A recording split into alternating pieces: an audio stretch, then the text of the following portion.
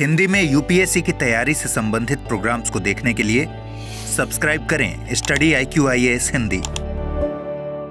नमस्कार, study IQ IAS Hindi में आप सभी लोगों का बहुत बहुत स्वागत है। मेरा नाम है विरत दुबे। दोस्तों, आज जिस टॉपिक पे हम डिस्कशन करने वाले हैं वो किसी भी यूपीएससी CSC एस्पिरेंट जो हैं उनके लिए बहुत ही महत्वपूर्ण टॉपिक है।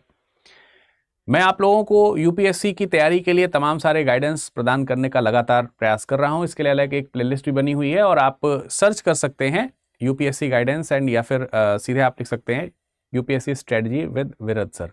तो आपको कई सारे स्ट्रेटजी वीडियो हमारे मिल जाएंगे जो मैंने क्रमिक रूप से बनाए हैं। उसी क्रम में कई सारे स्टूडेंट ये जानना भी चाह रहे थे कि सर ये अक्सर हम लोग IAS का नाम ही क्यों सुनते रहते हैं, है किसी भी तैयारी में। यूपीएससी में किस चीज़ की तैयारी कर रहे हैं, बोले IAS की तैयारी कर रहे हैं। सिविल सर्विसेज में किस चीज़ की तैयारी कर रहे हैं, IAS की तैयारी कर रहे हैं। IPS का नाम नहीं दिखता है, तो क्या IPS IAS से कमज़ोर है? यानी कि किसी मामले में, पद के मामले में, या फिर ओहदे के मामले में, या फिर पहचान के मामले में, पावर के मामले में, या फिर उसकी भूमिका कुछ अलग है। तो इस तरीके के क्वेश्चंस लगातार स्टूडेंट्स के आ रहे थे। तो आज का जो टॉपिक है उसमें मैं आपको यही आज एक बेसिक बातें जो है इससे संबंधित कि एक IAS और एक IPS में अगर आपको लगता है कि कौन ज्यादा पावरफुल है, किसके पास पावर ज्यादा है, दोनों में अंतर क्या है, दोनों की वर्किंग स्टाइल में क्या अंतर है, तो मतलब ईच एंड एवरीथिंग मैं इसमें आपको बताने वाला हूं। सो चलिए स्टार्ट करते हैं और चीजों को समझने का प्रयास करते हैं कि IAS और IPS की कार्यशैली में किस प्रकार का हमको अंतर देखने को मिलता है। तो पूरे सेशन में अंत तक बने रहिएगा, सारी चीजें हम एक एक करके आपको बताएंगे। सबसे पहले आइए समझते हैं, सबसे पहले एक बार हम ये समझने का प्रयास करते हैं कि इसकी एंट्री कैसे होती है। मैं बिल्कुल डायरेक्ट चीजें बता रहा हूं, एकदम कोई स्टोरी फॉर्मेट नहीं है, जिससे कि आप एकदम वन क्लिक में चीजें समझ सकें कि एग्जैक्टली है क्या। तो देखिए, आप लोगों ने यूपीएससी CSC के बारे में सुना है ना। यूपीएससी CSC क्या है पहले तो यही समझ लीजिए। यूपीएससी CSC यानी कि यूनियन पब्लिक सर्विस कमीशन, जो कि CSC का एग्जाम कंडक्ट करा रही है। यूपीएससी कई सारे दूसरे एग्जाम्स भी कंडक्ट कराती है। तो इसमें CSC जो है वो क्या है, सिविल सर्विसेज एग्जामिनेशन। तो जो आप लोक सेवक बनते हैं, लोक सेवक जो आप बनते हैं वो लोक सेवकों को बनाने के लिए ये एक भर्ती परीक्षा का आयोजन यूपीएससी के द्वारा, यानी संघ लोक सेवा आयोग, संघ लोक सेवा आयोग के द्वारा किया जाता है। संघ लोक सेवा आयोग अपने आप में एक कॉन्स्टिट्यूशनल बॉडी है जो विभिन्न प्रकार की परीक्षाओं का आयोजन कराती है इस तरीके से लोक सेवकों की भर्ती के लिए। तो CSC का एग्जाम है और CSC में बहुत सारे ऑफिसर्स जो है वो भर्ती किए जाते हैं विभिन्न पदों के लिए, सर्विसेज के लिए, ऑल इंडिया सर्विसेज के लिए। आप देखेंगे कि खास तौर से देखें तो ऑल इंडिया सर्विसेज में 2 पोस्ट्स ऐसी हैं, 2 पोस्ट्स ऐसी हैं, यानी कि 2 सर्विसेज ऐसी हैं जिनको हम लोग यहां पर ध्यान रख सकते हैं। तो एक आपका जो आप सुनते हैं IAS और एक आप जिसको सुनते हैं IPS, है ना। तो सबसे पहले तो नाम का फुल फॉर्म क्या है, इसका है full form Indian administrative services. ठीक है, भारतीय प्रशासनिक सेवा है ये। तो ये इसमें मतलब I और S तो आपको पता ही चलेगा, ये प्रशासनिक सेवा है, प्रशासनिक सेवा। पूरा अंत तक वीडियो ध्यान से देखिएगा, जिन लोगों को इसके बारे में सब कुछ जानना है मैं भी बताता हूं। IPS इंडियन पुलिस सर्विसेज है, तो ये सर्विस कौन सी हो गई, पुलिस। ठीक है, तो इसका फुल फॉर्म भी आपको पता ही होगा, उम्मीद है मुझे, लेकिन फिर भी क्योंकि मैं सब कुछ बता रहा हूं शुरू से, तो इसलिए फर्ज है मेरा कि मैं बताऊं। तो यूपीएससी के टॉप 2 ऑल इंडिया सर्विसेज में IAS और IPS रहता है। तो क्या सबसे पहले तो हमें यह समझना है कि जो इनकी दोनों सर्विसेज को प्राप्त करने का जो एंट्री प्रोसीजर है, यानी कि प्रक्रिया, भर्ती की जो प्रक्रिया है, क्या इनकी भर्ती प्रक्रिया अलग है? तो हमको सबसे पहले यह समझना है कि इनकी भर्ती प्रक्रिया जो है वो अलग नहीं है, अलग नहीं है, यानी कि सेम है। ठीक है, यह ध्यान रखना है, दोनों का भर्ती प्रक्रिया सेम है। एंट्री कॉमन ही होता है यूपीएससी सिविल सर्विसेज एग्जामिनेशन, यानी ये जो CSC की जो परीक्षा है, ठीक है, जिसको हम लोग बोलते हैं, ये भर्ती प्रक्रिया कैसे हो रही है, यूपीएससी CSC का एग्जामिनेशन होता है। हर साल लगभग जो है मई के आसपास इसका प्रारंभिक परीक्षा होनी शुरू होती है।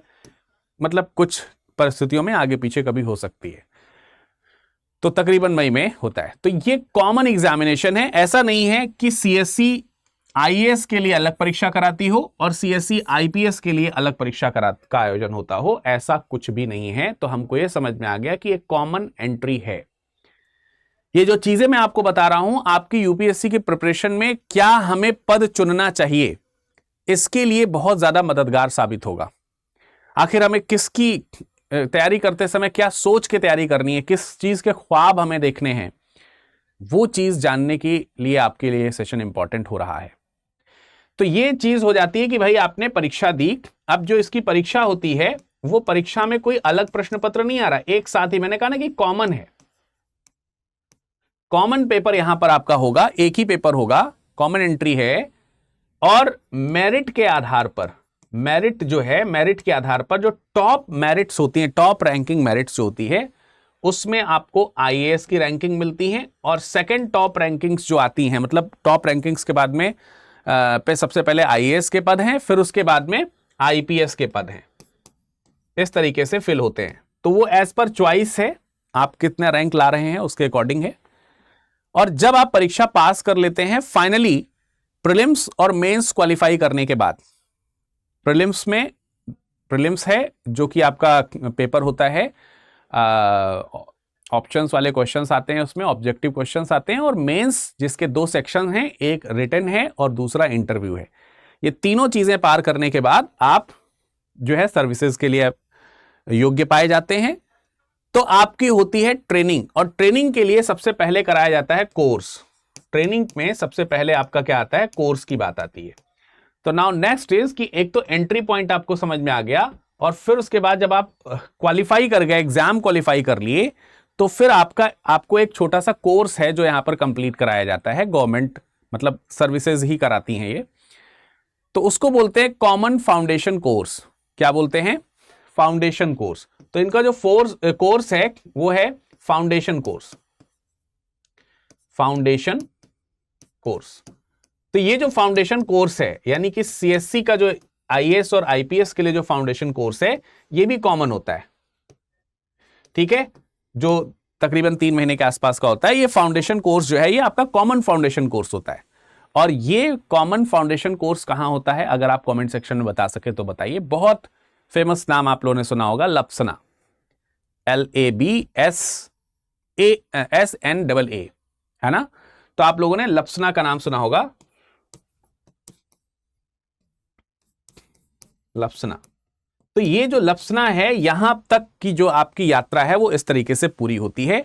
तो इसके लिए आईएएस और आईपीएस के लिए अलग अलग कोई यात्रा नहीं करनी है। आई होप कि यहां तक आपको सब कुछ समझ में आ गया होगा। मसूरी में आपका ये हो रहा होगा, लेकिन आप ध्यान रखें कि आगे चल करके अगर आप देखेंगे तो इनकी जो करियर ट्रेजेक्ट्री है, रोल्स हैं, पावर्स हैं, इनमें कुछ अंतर होता है, जिसकी वजह से शायद लोगों को लगता है कि ये रोल्स जो हैं वो अलग अलग हैं, विभिन्न प्रकार से अलग हैं। आगे बढ़ते हैं, लेकिन उससे पहले एक छोटी सी जानकारी मैं आपको दे देना चाहता हूं कि आने वाली 24 अगस्त को, 24 अगस्त को एक बहुत ही बढ़िया और बहुत ही बड़ा सेमिनार आयोजित होने वाला है प्रयागराज में। कहां पर, प्रयागराज में एक बहुत ही बढ़िया और बहुत ही बड़ा सेमिनार आयोजित होने वाला है। और ये जो प्रयागराज में सेमिनार आयोजित हो रहा है, इसमें आप एनरोल कर सकते हैं इसे स्कैन करके। तो आप जस्ट इसे स्कैन कर दीजिए। हम सब वहां पर उपस्थित होने वाले हैं आपसे मिलने के लिए। दोपहर 1 बजे से ये सेशन शुरू होगा, लेकिन जो लोग इसमें स्कैन करेंगे उनके लिए कुछ विशेष गिफ्ट्स की व्यवस्था है, वो आपको यहां पर मिलेंगी। तो सभी लोग जो प्रयागराज में हैं जरूर ज्वाइन कीजिए। 24 अगस्त 2025 को दोपहर 1 बजे। एड्रेस है AMA conversation centre, Stanley road, मोयो hall, चौराहा, प्रयागराज। और ये नंबर है, आप यहां पर कांटेक्ट करके पूछ सकते हैं। चलिए अब हम थोड़ा और आगे बढ़ते हैं और चीजों को समझने का प्रयास करते हैं कि इस स्तर पर तो आपने लप्सना देख लिया, लेकिन अब हम यहां पर रिक्रूटमेंट और ट्रेनिंग से संबंधित कुछ और चीजों को समझने का प्रयास करते हैं। रिक्रूटमेंट यानी कि भर्ती की अगर हम बात करें, यानी कि अगर हम किसकी बात कर रहे हैं, रिक्रूटमेंट यानी कि भर्ती की अगर हम बात कर रहे हैं, तो मैंने बताया कि अभी थोड़ी देर पहले कि आईएएस जो है, आईएएस और आईपीएस दोनों जो हैं कहीं ना कहीं आपको समझ में आ रहा है कि यूपीएससी के थ्रू जो है वो चुने जाते हैं। दोनों ही किसके थ्रू चुने जा रहे हैं? यूपीएससी के थ्रू चुने जा रहे हैं। दोनों की परीक्षा जो है वो यूपीएससी करा रही है, ठीक है। और दोनों की भर्ती प्रक्रिया भी मैंने आपको बताया कि एकदम क्या है, कॉमन है। ऑल इंडिया सर्विस एक्ट 1951 के अंतर्गत दोनों के एग्जामिनेशन जो है वो कंडक्ट कराए जाते हैं। यूपीएससी को इसको कराने का अधिकार है और ये हर साल परीक्षा जो है वो आयोजित कराती है। दूसरा एक चीज है वो आपको ध्यान रखनी है कि रैंक के आधार पर प्रेफरेंसेस आप ले सकते हैं। जो आपकी रैंक आएगी, रैंक के आधार पर क्या आती हैं? प्रेफरेंसेस। यानी कि जो प्राथमिकता आप चुनते हैं वो रैंक के आधार पर चुन सकते हैं। जो टॉप रैंक है वो पहले आईएएस के लिए है और फिर उसके बाद जो अगली टॉप रैंक्स आती हैं वो किसके लिए होंगी? उसके बाद वो आईपीएस के लिए होंगी। तो ऐसे करके आपको यहां पर ध्यान रखना है। तो ये तो हो गई थोड़ी सी भर्ती में इसकी बात। जैसे कि मैंने आपको ट्रेनिंग के बारे में भी थोड़ा सा बताया, ऐसा नहीं है कि नहीं बताया, लेकिन थोड़ा और चीज बता देता हूं मैं। ट्रेनिंग की अगर मैं बात करता हूं तो ट्रेनिंग में जैसे मैंने आपको फाउंडेशन कोर्स की बात की थी, तो फाउंडेशन कोर्स जो है वो आपका दोनों का लप्सना में ही होगा। फाउंडेशन जो कोर्स है ये दोनों का ही कहां पर होगा? मसूरी में। जो लप्सना है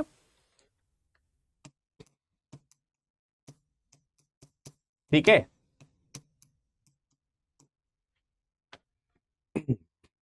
तो जो लप्सना है वहां पर आपका, अरे यार LA लिख गया यहां पर, शायद पीछे भी गलती से तो नहीं ऐसा लिखा रह गया।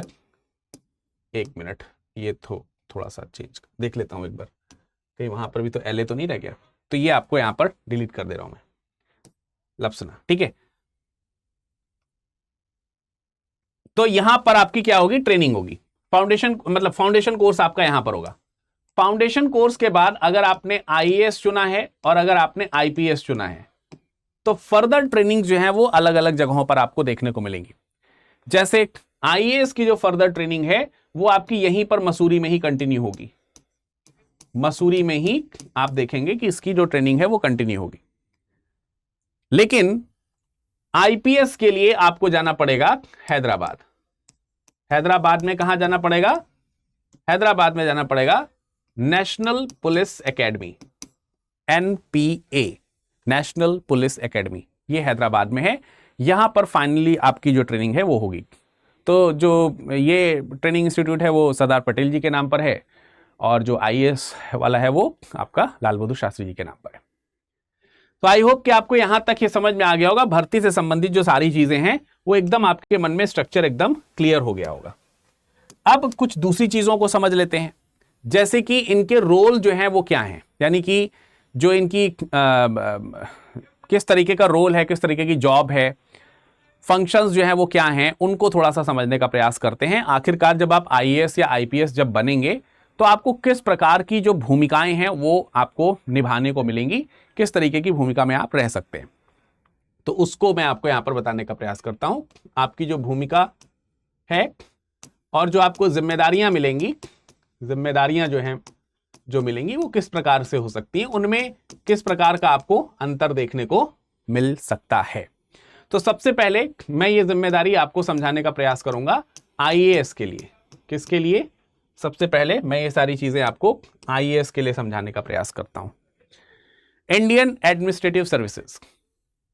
तो अगर आप देखें तो एक आईएएस का वर्किंग प्रोफाइल किस तरीके का है, वर्किंग मतलब जॉब रोल या जॉब नेचर या ये सारी चीजें जो है वो किस तरीके की हैं। इसको आप ऐसे समझिए कि जैसे आपका परिवार होता है ना, तो परिवार में बहुत सारी चीजें मैनेज करनी होती हैं। क्या चीज होनी है, कब होनी है, कैसे होनी है, कौन करेगा, कब तक करना है, ये सारी चीजें ऐसे करके कुछ चीजें होती हैं। और घर में कई सारे लोग ऐसे होते हैं ना, कुछ जैसे संयुक्त परिवार के लोग शायद अच्छे तरीके से जानते होंगे कि एक आध लोग घर में ऐसे होते हैं कि भाई कोई बाहरी व्यक्ति ने अगर घर के ऊपर आंख उठाई तो उसे देखने वाला भी एक व्यक्ति होता है घर में, एकदम थोड़ा सा ना बोलते हैं उसको दबंग टाइप का, है ना, तो वो होता है।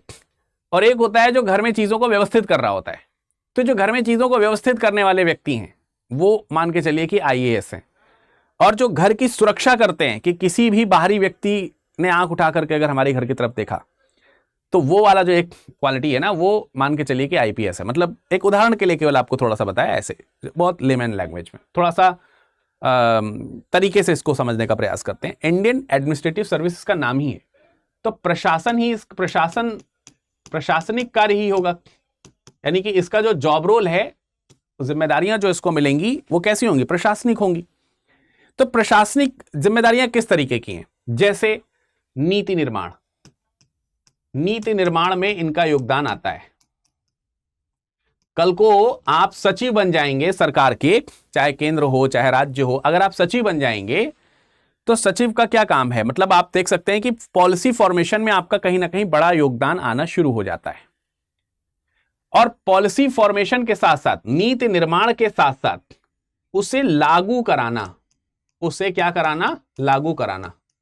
देखिए आप इस चीज को समझिए ना कि जो एक तो हमारे पास में नेतागण हैं, नेतागण छोड़ दीजिए, मंत्रीगण मैं लिख देता हूं, ठीक है। जैसे जो मंत्री हैं, मंत्री कौन होते हैं, मंत्री कौन होते हैं, मंत्री होते हैं आपके कार्यपालिका के व्यक्ति, ये कार्यपालक हैं, कार्यपालिका का हिस्सा है। अब कार्यपालिका का काम है काम को करवाना, और काम को करवाने के लिए काम है, नीतियां हैं, उनको बनवाना। अब इन सब चीजों में कई बार आप जो है मंत्री महोदय जो लोग होते हैं उनको सजेशंस दे सकते हैं। आपने बहुत सारी फिल्म्स देखी होंगी कि कभी कोई प्रॉब्लम आती है तो मिनिस्ट्रियल लेवल के जो लोग हैं वो आपस में मीटिंग करते हैं, तमाम सारे आईएएस आईपीएस अधिकारी सब उस केबिन में बैठे होते हैं और पर्टिकुलर चीज पे डिस्कशन करते हुए वो बताते हैं कि ये काम हम ऐसे कर सकते हैं, वो काम हम वैसे कर सकते हैं। देखा होगा आपने, जैसे सपोज दैट आजकल आप लोग वेब सीरीज वगैरह बहुत सारी देखते होंगे, तो स्पेशल ओप्स आपने हो सकता है देखा हो, तो कई बार इस तरीके के सीन आपको वहां पर देखने को मिलते हैं। तो जस्ट लाइक दैट कि वो बताते भी हैं कि सर इस चीज को ऐसे करेंगे तो ज्यादा अच्छे से होगा, राइट। तो यहां नीति निर्माण में और नीतियों को लागू करने में प्रशासनिक तरीके से अगर आप देखें तो जिम्मेदारी आईएएस निभाता है। समझ में आ रही बात कि नहीं आ रही है? और अगर हम इसके पद को अगर हम देखें तो इनिशियली जैसे ये जो प्रशासन संभालने की बात है, ये प्रशासन आपको जिला स्तर पर संभालने के लिए दिया जा सकता है, जिला स्तर पर प्रशासन संभालने के लिए दिया जा सकता है। जैसे हो सकता है कि आपको डिस्ट्रिक्ट एडमिनिस्ट्रेशन दिया जाए तो आप डीएम, डीसी, कलेक्टर वगैरह जो है आप बने। तो जब आप डीएम या डीसी वगैरह बनते हैं, है ना, डिस्ट्रिक्ट मजिस्ट्रेट या डिस्ट्रिक्ट कलेक्टर जिसको आप कह सकते हैं, जब आप ये सब बनते हैं तो एक डिस्ट्रिक्ट यानी कि राज्य जिला स्तर पर अगर आप देखें तो चीजों को आप मैनेज कर रहे होते हैं प्रशासनिक तरीके से। तो जो भी डेवलपमेंटल वर्क्स होते हैं, डिजास्टर मैनेजमेंट से रिलेटेड चीजें हैं, इलेक्शन से रिलेटेड चीजें हैं, मतलब कुछ भी इस तरीके की जो पॉइंट्स हैं, स्टेट में किसी प्रकार की कोई अशांति का माहौल है या फिर कोई पॉलिसी जो है उसको ओवरऑल पूरे स्टेट डिस्ट्रिक्ट में जो है रेगुलेट कराना है, तो ये तमाम प्रकार की जो चीजें हैं वो जिला स्तर पर कर रहे हैं आप। तो आपके मतलब आप जिले के एक तरीके से अध्यक्ष हो गए, जैसे परिवार का मुखिया होता है ना, उसी तरीके से आप वहां के मुखिया हो जाते हैं। तो जितने भी डेवलपमेंटल वर्क्स हैं वो आपकी निगरानी के अंतर्गत होते हैं, आप उसके लिए होलसोल रिस्पॉन्सिबल पर्सन होते हैं। इसके अलावा सेक्रेटरी स्तर पर अगर हम पोस्टिंग देखें, सचिव स्तर पर देखें, तो सचिव स्तर पर मतलब जैसे जैसे आप सीनियर होते जाते हैं तो आपका ग्रेड बढ़ता चला जाता है और सचिव स्तर तक आप पहुंच जाते हैं। तो सचिव स्तर में आपके पास में दोनों दरवाजे खुले हैं, राज्य वाला भी, राज्य के लिए भी या फिर केंद्र के लिए भी। और ये सारी चीजें एज पर योर जो आपके जो परफॉर्मेंस है जॉब का जो उसके अकॉर्डिंग आता है। इसके ऊपर मैं एक सेपरेट वीडियो बना चुका हूं, अगर आप सर्च करेंगे तो आपको देखने को मिल जाएगा, जिसमें मैं आपको पदोन्नति के बारे में बताता हूं कि कैसे इनके पद बढ़ाते हैं। और अगर आपको दोबारा से सुनना है तो मैं आपके लिए इसके एक और फ्रेश वीडियो बना दूंगा जिसमें मैं बता दूंगा कि इनकी पदोन्नति जो है वो किस प्रकार से होती है, वरना ये वीडियो काफी ज्यादा लंबा हो जाएगा। तो ये स्टेट या सेंट्रल मिनिस्ट्री में सेक्रेटरीट का जो पद है, सेक्रेटरी का जो पद है उसको संभालते हैं। और इनके लिए जो कैडर कंट्रोलिंग होती है, कैडर कंट्रोलिंग का मतलब कौन सा विभाग है जो इन्हें कंट्रोल करता है। भाई ये भी तो किसी की कंट्रोलिंग में आएंगे ना, ऐसे मतलब एकदम इंडिविजुअल तो काम नहीं कर रहे। तो इनकी जो कैडर कंट्रोलिंग अथॉरिटी होती हैं वो होती हैं मिनिस्ट्री ऑफ पर्सनल्स, ठीक है, मिनिस्ट्री ऑफ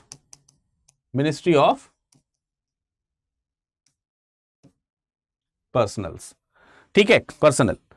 तो मिनिस्ट्री ऑफ, इसको आप हिंदी में कार्मिक विभाग कह सकते हैं। मतलब कार्मिक विभाग जो है वो इनके लिए क्या है, एक कार्मिक विभाग जो है वो इनके लिए कैडर कंट्रोलिंग का कार्य करता है, कैडर कंट्रोलिंग अथॉरिटी के तौर पर इनको जाना जाता है।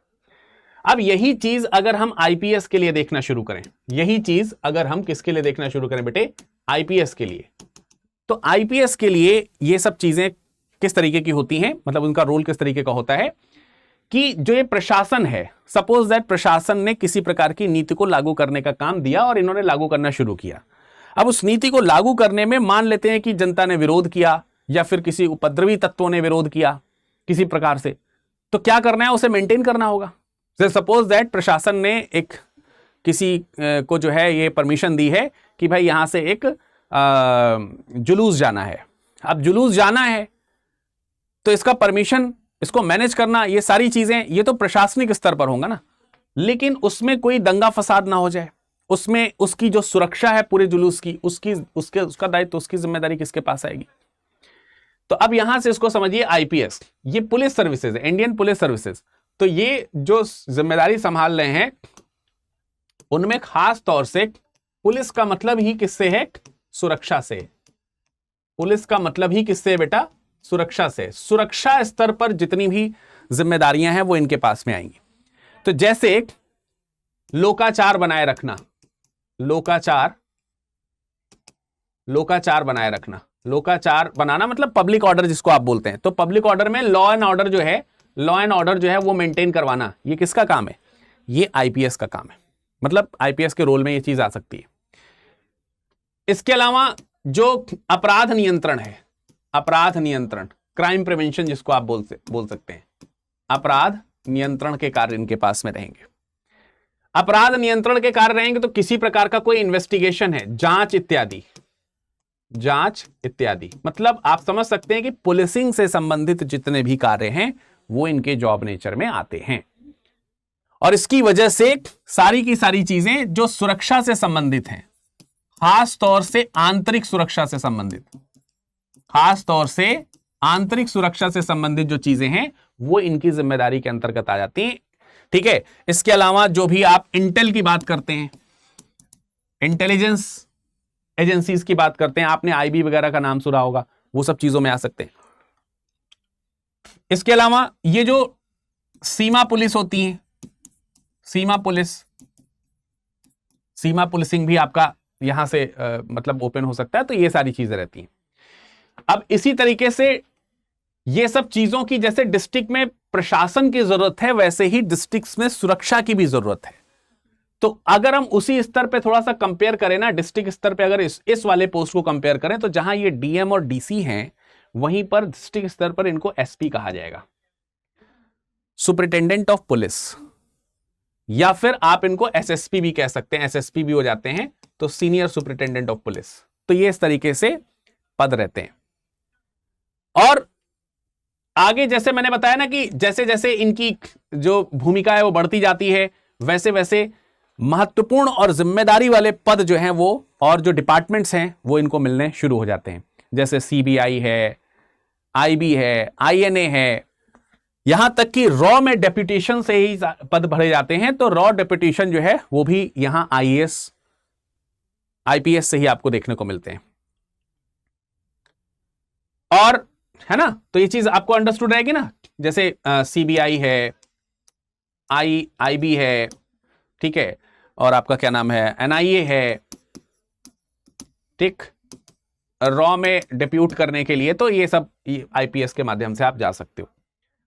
इसके अलावा अगर आप यहां पर कैडर कंट्रोलिंग की बात कर रहे थे तो मिनिस्ट्री ऑफ पर्सनल वहां पर हो रहा था, कार्मिक विभाग था। तो यहां पर जो इनको कंट्रोलिंग है, कैडर कंट्रोलिंग जो है वो एमएचए के पास होती है, मिनिस्ट्री ऑफ होम अफेयर्स, ठीक है, गृह मंत्रालय जिसको आप बोलते हैं, ठीक, मिनिस्ट्री ऑफ होम अफेयर्स के पास में इनकी कैडर कंट्रोलिंग्स वो रहती है। तो आई होप कि आपको जो नेचर है वर्किंग का, वो वर्किंग नेचर आपको समझ में आ गया होगा। मतलब अब आप सोचिए कि आप पूरे डिस्ट्रिक्ट को मैनेज करना चाहते हैं, आपको नीतियां बनाना अच्छा लगता है, आपको सरकार को सजेशन देना अच्छा लगता है, आप सरकार के सजेशन को इंप्लीमेंट कराना अच्छा लगता है आपको, आप फिर आईएएस के पास जा सकते हैं। आईपीएस जो है, अगर आपको लगता है कि हम लोगों की, मतलब आपको इंटेल करना अच्छा लगता है, आपको सुरक्षा से संबंधित चीजें, मतलब है ना, उस तरीके की चीजें अगर आपको आती हैं, या फिर उसमें आपको आनंद आता है, 007 बनना चाहते हैं अगर आप, तो जेम्स बॉन्ड टाइम की चीज है, तो आप थोड़ा सा इधर जा सकते हैं। मतलब आप समझ में आ रही दोनों में अंतर? क्लियर? चलिए, मैं कुछ और भी चेंजेस हैं, कुछ और भी डिफरेंसेस हैं, उन डिफरेंसेस के ऊपर आपको और क्लियरिटी दे देता हूं। जैसे सबसे ज्यादा जो आप जानना चाहते हैं वो है पावर एंड अथॉरिटी। शक्ति जो है, पावर के बारे में आप जानना चाहते हैं, कौन है ज्यादा पावरफुल। एग्जैक्टली थंबनेल भी कुछ इसी तरीके का है ना? तो कौन है ज्यादा पावरफुल, यानी कि पावर और अथॉरिटी की अगर हम बात करें, शक्ति और ओहदा जो है वो किसके पास में, अगर उसको कंपेयर करें, तो अगर आप आईएएस को देखते हैं, वही बात है कि आईएएस से शुरू कर रहा हूं मैं, आईएएस और आईपीएस को कंपेयर करते हुए दिखाऊंगा आपको। आईएएस में डिस्ट्रिक्ट लेवल पे आईएएस कौन है, जैसे डीएम और डीसी वगैरह हैं। तो डीएम और डीसी जो है वो एडमिनिस्ट्रेटिव हेड होते हैं डिस्ट्रिक्ट लेवल पर। जिला स्तर पर अगर आप देखेंगे, जिला स्तर पर अगर आप देखेंगे तो डीएम ये क्या है, प्रशासनिक प्रमुख है, प्रशासनिक प्रमुख के तौर पर है। एडमिनिस्ट्रेटिव लेवल पे अगर देखा जाए तो ये आपको वहां पर देखने को मिलेंगे। और आईपीएस जो है, आईपीएस की बात करोगे तो आईपीएस जो है वो पुलिस हेड है, डिस्ट्रिक्ट पुलिस हेड जिसको आप बोल सकते हैं, डिस्ट्रिक्ट पुलिस हेड, है ना? तो जब डिस्ट्रिक्ट पुलिस हेड की बात करते हैं तो वही एसपी या एसएसपी के तौर पर आपको वो देखने को मिलते हैं। तो इनके पावर ऑब्वियसली सुरक्षा और प्रशासन के आधार पर बटे हुए होंगे, इसमें कोई दो राय नहीं है। लेकिन अगर हम कंट्रोल ओवर पुलिस की बात करें तो डीएम जो है सुपरवाइजिव होता है एक तरीके से, कि मतलब लॉ एंड ऑर्डर जो है, लॉ एंड ऑर्डर को लागू कराना, ये सारी चीजें तो आईपीएस के अंतर्गत आती हैं, लेकिन उसका सुपरविजन, जिसको आप ये कह सकते हैं कि मतलब मजिस्ट्रेसी लेवल पर अगर आप देखें, मजिस्ट्रेसी पावर उसके पास में आती है लॉ एंड ऑर्डर को मेंटेन करने के लिए। ये किसके पास में आती है? डीएम के लिए। इसको आप कैसे समझ सकते हैं, जैसे मान लेते हैं कि किसी प्रकार से राज्य में अगर मान लेते हैं कि धारा 144 लगानी है, कर्फ्यू लगाना है, कर्फ्यू लगाना है, तो ये सब किससे, इन सब चीजों की पावर किसके पास में है? वो फिर आईएएस हो गया। लेकिन अब इन चीजों को इंप्लीमेंट कराने के लिए अगर इसी का इंप्लीमेंटेशन कराना है तो वो इंप्लीमेंटेशन कौन करा रहा है? एसपी करा रहा है ना। फिर गश्ती तो वही करेंगे, मतलब उन्हीं के नेतृत्व में गश्ती दल वहां पर जाएगा। इनको डिसाइड करना है कि ये करना है कि नहीं करना है, और इन्हें वो लागू करना होगा फिर, क्योंकि ये सुरक्षा के इंतजाम हो गए। मतलब इस तरीके की चीजें हमको यहां पर देखने को मिलेगी। तो एसपी जो है वो इंप्लीमेंट करता है पुलिसिंग को वहां पर, या फिर जो भी यहां की जो ऑपरेशनल कमांड है, पुलिसिंग या फिर ऑपरेशनल जो कमांड है, वो ऑपरेशनल कमांड किसके पास में होती है? आईपीएस के पास में होती है। लेकिन इसका मतलब ही नहीं कि पावर कॉन्फ्लिक्ट्स आपको यहां पर देखने को मिले कि भाई अपन ने ऑर्डर दिया है, तेरे को यहां पर लागू करना है, ऐसा वाला नहीं चलेगा। ये अपने अपने लेवल पे मतलब अथॉरिटी, अब अथॉरिटी है, ऐसा नहीं है। मतलब आप ये नहीं कह सकते कि यार ये इससे ऊपर है वो उससे नीचे, ऐसा वाला नहीं है, सीन यहां पर देखने को मिलेगा। क्लियर हो रही बात? हाँ या नहीं? अब ये तो डिस्ट्रिक्ट लेवल पे हो गया। सेक्रेटरीट लेवल पे अगर हम देखें तो सेक्रेटरीट लेवल पर ये सरकार के सचिव होते हैं। अभी मैंने आपको बताया ये सरकार के लिए सचिव का काम करते हैं। तो सरकार के सचिव है, गवर्नमेंट के सचिव के तौर पर काम करते हैं। उस समय आप देखेंगे तो ये पॉलिसी मेकिंग की जो भूमिका है उसमें ये डायरेक्ट इन्वॉल्यूशन देखेंगे। यहां तक कि कई बार बजटिंग वगैरह जो होती है उसमें भी इंपॉर्टेंट रोल अदा कर रहे होते हैं, और ये गवर्नमेंट के साथ में इनका डायरेक्ट इन्वॉल्वमेंट आपको देखने को मिलता है। और इसी को लोग जो है ज्यादा पावरफुल मान लेते हैं इसे थोड़ा सा ज्यादा पावरफुल। वही चीज अगर आप यहां पर देखेंगे, केंद्रीय स्तर पर अगर आप देखेंगे तो यही पोस्ट डीजी की हो जाती है, डीजी या ADG, director general of police या फिर additional director general of police, DG या एडीजी। तो मतलब आप देखिए कि होम डिपार्टमेंट में, ठीक है, होम डिपार्टमेंट पे अगर आप देखेंगे तो ये काफी बड़ा पद हो जाता है जाकर के। तो वहां पर पुलिसिंग स्ट्रेटजी कैसी होनी चाहिए, तो जहां जैसे आप यहां पर पॉलिसी मेकिंग की बात कर रहे हो, वैसे ही यहां पर पुलिसिंग स्ट्रेटेजी को रिफर कर रहे होते हैं, मिनिस्ट्री ऑफ होम अफेयर्स को। इंप्लीमेंटेशन उसका कैसे होगा उस चीज को वो यहां पर बता रहे होते हैं। तो सेम वही चीज यहां पर भी हो रही है, वैसी ही चीज यहां पर भी आपको देखने को मिल रही है। तो ठीक है, मान लेते हैं कि वो होम मिनिस्ट्री के अधीन है, इस वजह से आपको थोड़ा सा कम पावरफुल हो सकता है, देखने को मिल जाए, इसलिए लगता है लोगों को ऐसा, बस और कुछ है नहीं।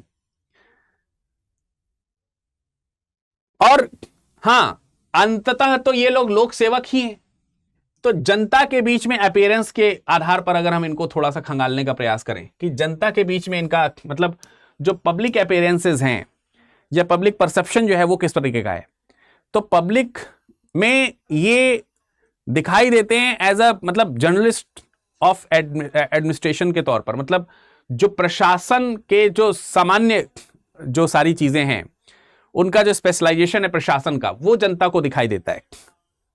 और जनता के सामने ये लॉ एंड ऑर्डर मेंटेन करने वाले अथॉरिटी के तौर पर दिखाई देते हैं, यानी जनता इन्हें एडमिनिस्ट्रेटिव हेड के तौर पर देखती है और जनता इन्हें लॉ एंड ऑर्डर मेंटेनेंस करने वाली एजेंसी के हेड के तौर पर देखती है, अथॉरिटी के हेड के तौर पर देखती है।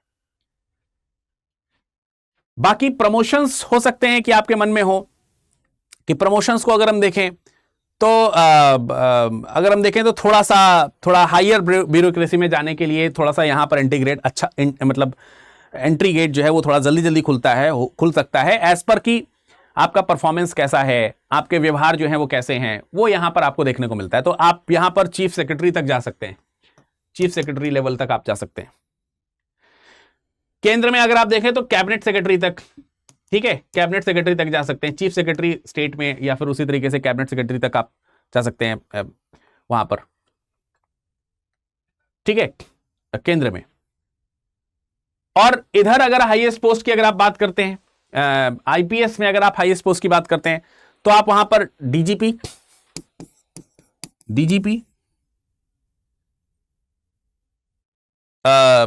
माफ कीजिएगा, यहां पर मैंने तो डीजी, एडीजी, डायरेक्टर जनरल और एडिशनल डायरेक्टर जनरल, या तो वही बात है कि डीजीपी मतलब जहां पर आपका हाईएस्ट पोस्ट हो सकता है स्टेट के लिए। और बाकी तो मैंने आपको बताया कि इंटेलिजेंस एजेंसीज में आप डिप्यूट हो सकते हैं वहां पर, जैसे आईबी है।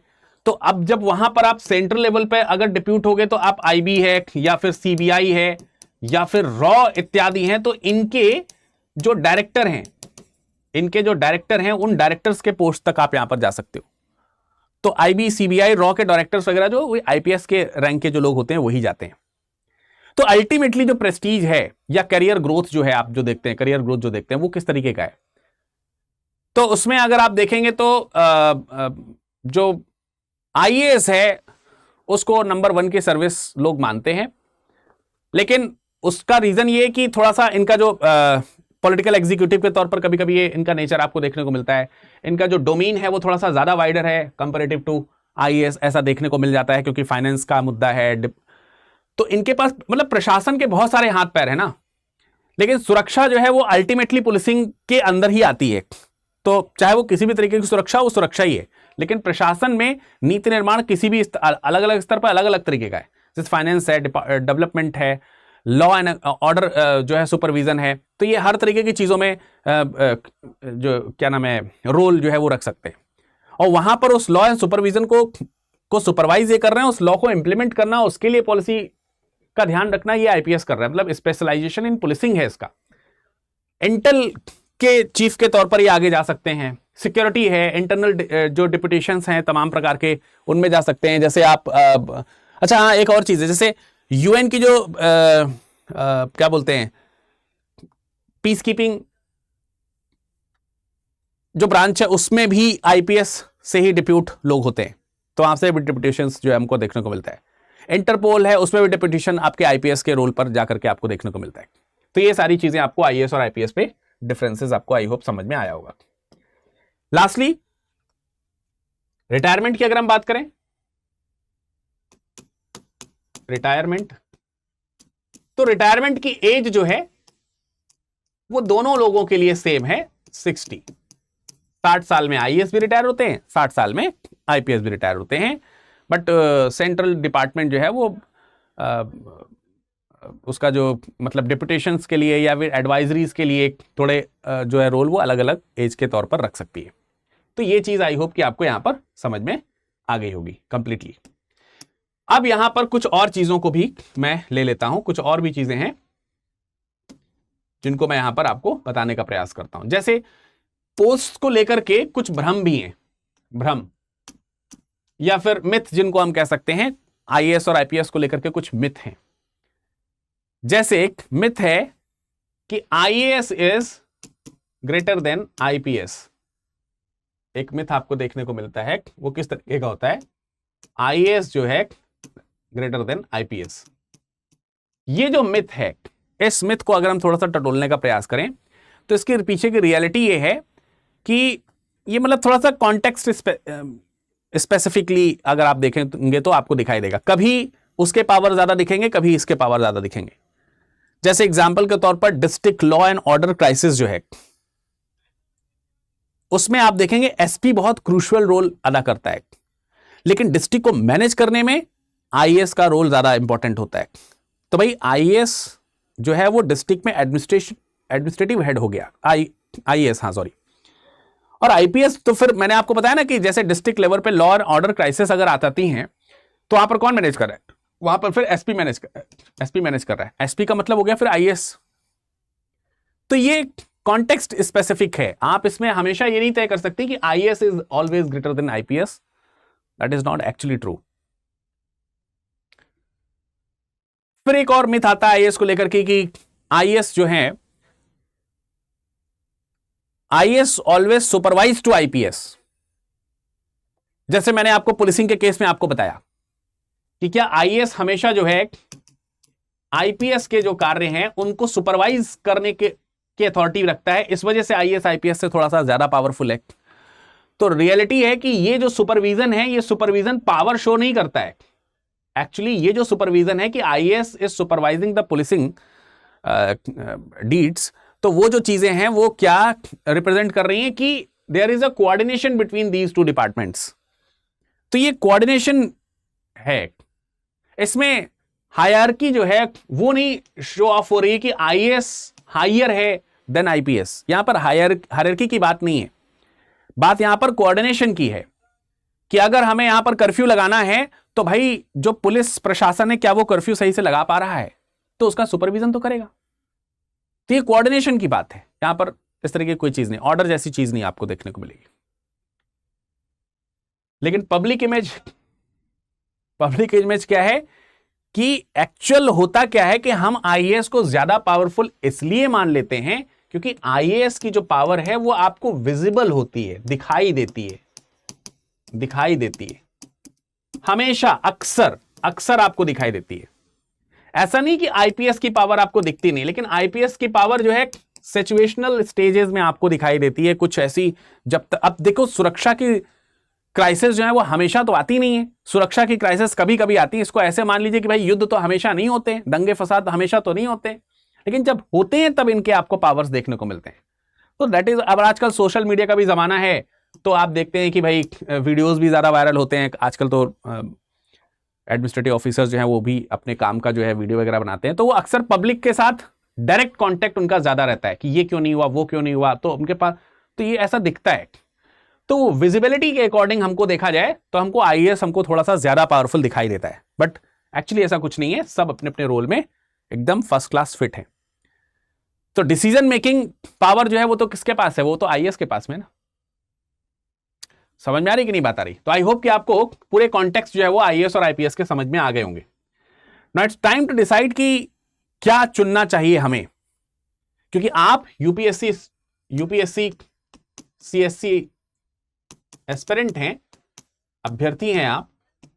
तो अभ्यर्थी होने के नाते अब आप बताइए कि आपके पास में एक मन में तो प्रश्न यही आ रहा होगा, क्या चुने, आईएएस या आईपीएस? तो आईएएस आईपीएस में से क्या चुने, इस प्रश्न का उत्तर शायद अब आप दे पाएंगे। तो सबसे पहले तो आपको इसका उत्तर देने में यह तलाशना है कि क्या आपको नीति निर्माण पसंद है। अगर आपका इंटरेस्ट नीति निर्माण में है, आपको लगता है कि हम नीति निर्माण में योगदान दें, अगर आपका इंटरेस्ट जो है वो राज व्यवस्था में है, ठीक है, गवर्नेंस इत्यादि में अगर आपका इंटरेस्ट है, अगर आप मतलब एक एडमिनिस्ट्रेटिव डेवलपमेंट के तौर पर अपने आप को देखना चाहते हैं, प्रशासनिक कार्यों में अगर आपका इंटरेस्ट है, अगर आपकी ये रुचि है, रुचि का फील्ड अगर ये है, तो you have to decide to become an IAS officer. ये आपको डिसाइड करना चाहिए। कुछ इस तरीके की अगर चीजें हैं तो थोड़ा आप अच्छे वक्ता हैं, अच्छा जो है अपनी बातों को रिप्रेजेंट कर सकते हैं, बता सकते हैं लोगों को, तो किस तरीके की। लेकिन अगर आप समानता की बात करते हैं, अगर आप यूनिफॉर्मिटी की बात करते हैं, तो इसका मतलब आपका थोड़ा सा लॉ में इंटरेस्ट है। अगर आप किसी मतलब नहीं बोलते हैं उसको, एक्शन ओरिएंटेड जो करियर होते हैं, तो अगर आपको किसी एक्शन ओरिएंटेड करियर को चुनना है तो आपके लिए आईपीएस है, आप वो बनिए। अगर आपको सिक्योरिटी, अगर आपको इंटेल, इन सब चीजों में इंटरेस्ट है, लोगों की रक्षा करना, सुरक्षा करना, मतलब इस तरीके की चीजों, तो आपको बनना चाहिए आईपीएस। आपको आईपीएस की तरफ जाना चाहिए। ठीक है, तो भाई ये जो चीजें हैं, मान सम्मान है, वो सब एक ही तरीके का है। तो जब आप पेपर देने जाएं, तो जब जैसे आप तैयारी करना शुरू कर रहे हैं, तो तैयारी करना शुरू करने से पहले ये समझ लें कि आपकी भावना किस तरफ है।